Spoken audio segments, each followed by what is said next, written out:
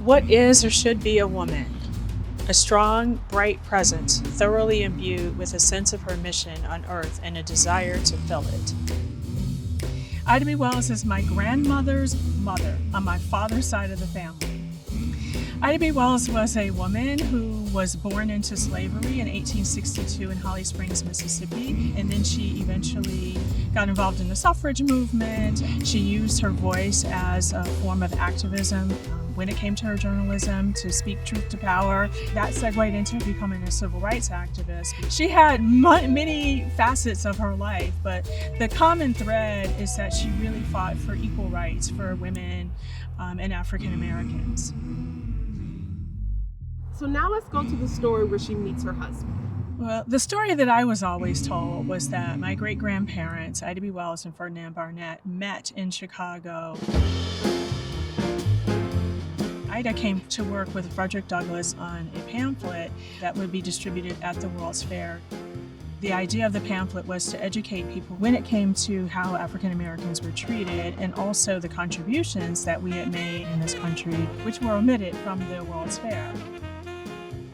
Ferdinand Barnett and Irvine Garland Penn were the other two people who contributed to the pamphlet. My great-grandparents worked together on this pamphlet and apparently really got along.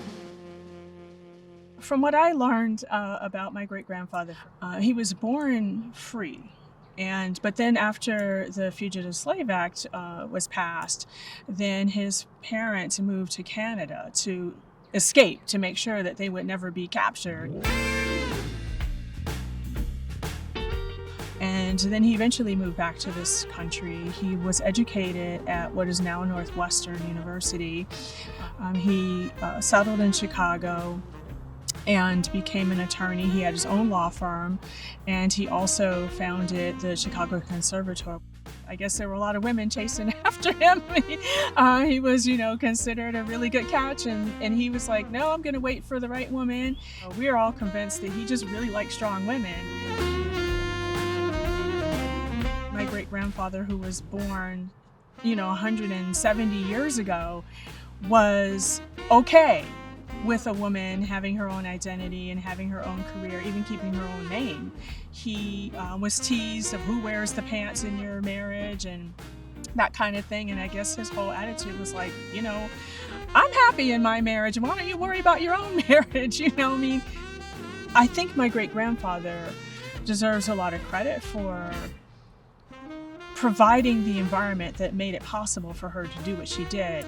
I just think that our society, especially in the media, that tends to be controlled by people who don't look like us, sort of relish in this narrative of dysfunction. My great-grandparents' story was different. I think there have always been Black romance and strong Black couples who have supported each other and been true partners in every way. There were 3 generations of my family who lived in Bronzeville. Ida and her husband lived here for decades, and then my grandmother and her siblings, there were 4 of them. They were all born and raised in Bronzeville. We have quite a bit of history in this neighborhood. Right now we are on the ground where the Ida B. Wells homes once stood for over 60 years. I hope that people come away with a sense of power.